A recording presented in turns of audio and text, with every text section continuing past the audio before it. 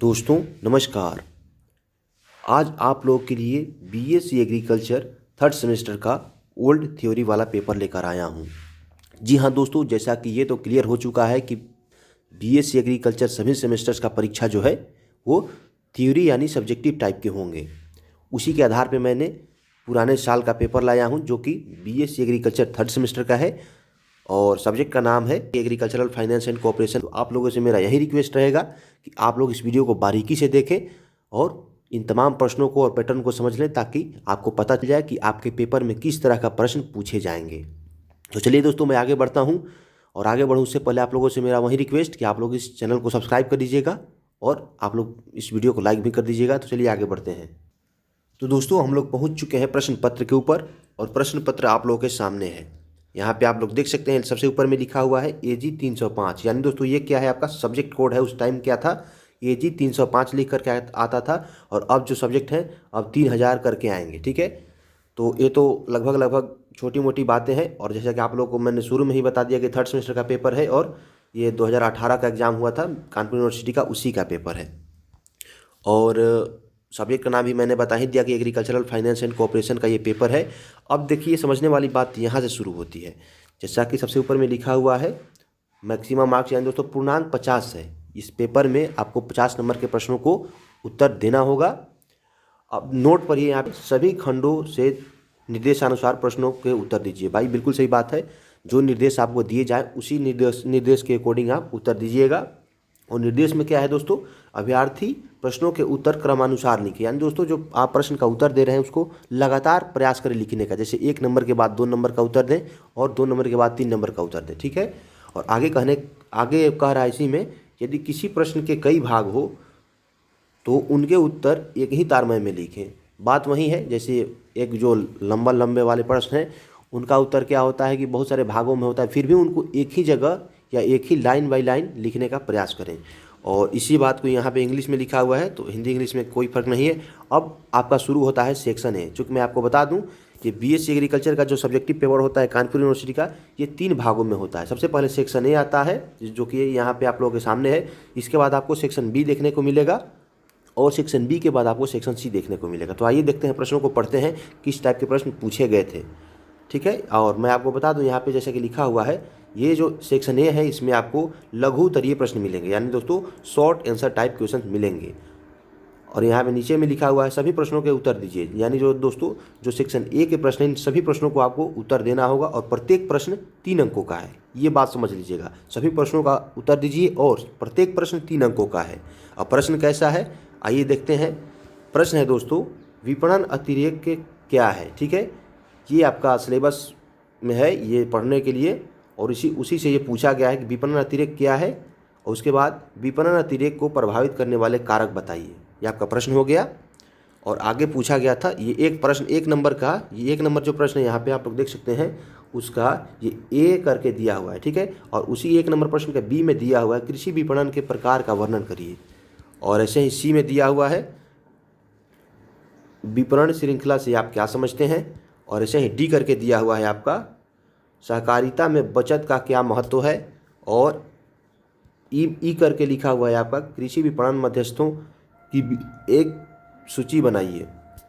और इसके आगे दिया हुआ है दोस्तों एफ नंबर में न्यूनतम समर्थन मूल्य से आप क्या समझते हैं दोस्तों, वहीं एमएसपी से आप क्या समझते हैं। ठीक है, ये आपको लिखना पड़ेगा। और दोस्तों इन सभी प्रश्नों का उत्तर भी मैं बता दूंगा, रोज़ एक एक करके वीडियो आपको दूंगा जिससे कि आप इन सभी प्रश्नों को हल कर देंगे।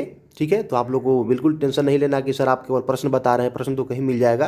तो दोस्तों मैं आपको बता दूं इन सभी प्रश्नों का उत्तर भी आपको मिलेगा, लेकिन आप लोग इस चैनल को सब्सक्राइब कर लेंगे तब मिलेगा। ठीक है, चलिए आगे बढ़ते हैं और आपके सामने शुरू होता है सेक्शन बी। सेक्शन बी जो है जैसे कि मैंने बताया था, सेक्शन बी भी यहाँ पर शुरू हो चुका है। अब देखिए सेक्शन बी का क्या निर्देश है, नोट करके देखिए। यहाँ पर लिखा हुआ है किन्हीं 2 प्रश्नों के उत्तर दीजिए। यानी दोस्तों जो सेक्शन बी है इसमें आपको 4 प्रश्न मिलेंगे, लेकिन आपको सिर्फ 2 ही प्रश्न को सोल्व करना है जो कि आपके अकॉर्डिंग हो, जो कि आपको आसान लगे। ठीक है, और प्रत्येक प्रश्न जो है वो 8 अंकों का, यानी आपको 2 प्रश्नों का उत्तर देना है जो कि 8 नंबर के होंगे। और प्रश्न देखते हैं प्रश्न कैसा है।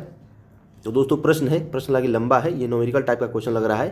देखिए, एक किसान 2 बोरी गेहूँ ₹399 प्रति बोरी की दर से बेचता है, जिसमें उसे एक बोरी पर 5% का लाभ और दूसरी बोरी पर 5% की हानि होती है। इस विपणन प्रक्रिया में लाभ हुआ या हानि और कितना प्रतिशत।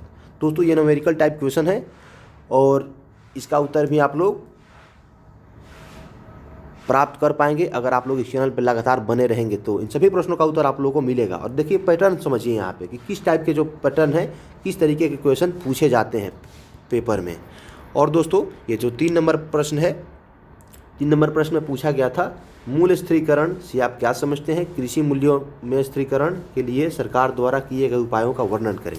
ठीक है, आप लोग इंग्लिश में पढ़ लीजिएगा। ये प्रश्न जो है ये इसको इंग्लिश में भी दिया गया है, पर मैं हिंदी में पढ़ूंगा वरना ज़्यादा टाइम लग जाएगा। और आइए आगे दिया हुआ है कृषि उत्पादों की वर्तमान विपणन प्रणाली में दोष या कमियों का वर्णन कीजिए। ठीक है, ये आपका प्रश्न है। और देखिए 5 नंबर में जो है प्रश्न, ये प्रश्न में पूछा गया था कृषि विपणन कार्य या सेवाओं का वर्णन कीजिए। ठीक है, आप प्रश्न पढ़ते रहिएगा, समझते रहिएगा। अगर आपके पास किताब हो तो आप लोग किताब में खुद से खोज करके इन प्रश्नों का उत्तर पा सकते हैं, वरना मैं तो इसका उत्तर दूंगा ही। और आगे है दोस्तों सेक्शन सी, जैसे कि मैंने बताया था सेक्शन ए के बाद बी और बी के बाद सी आता है। और ये भी क्या है, दीर्घ उत्तरीय प्रश्न है, यानी दोस्तों लॉन्ग आंसर टाइप क्वेश्चन है। और किन्हीं 2 प्रश्नों का उत्तर देना है, जिसमें से प्रत्येक प्रश्न 8 अंकों का होगा। ठीक है, यहाँ पे आपको फिर 4 प्रश्न मिलेगा, जिसमें से आपको सिर्फ 2 प्रश्न का ही उत्तर देना है। अब देखते हैं प्रश्न। देखिए प्रश्न 6 नंबर चालू होता है यहाँ से।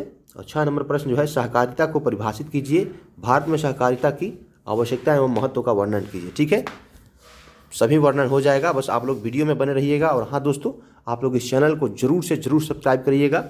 और 7 नंबर जो प्रश्न है, 7 नंबर प्रश्न जो है सहकारी विपणन से आप क्या समझते हैं, राष्ट्रीय कृषि सहकारी विपणन संघ यानी दोस्तों नेफेड, ये शॉर्ट नेम है, का वर्णन कीजिए। यानी दोस्तों नेफेड का वर्णन कीजिए और राष्ट्रीय सहकारी विपणन से आप क्या समझते हैं। ठीक है, ये 2 प्रश्न को एक ही में मिला दिया है, क्योंकि ये प्रश्न लॉन्ग आंसर टाइप क्वेश्चन है।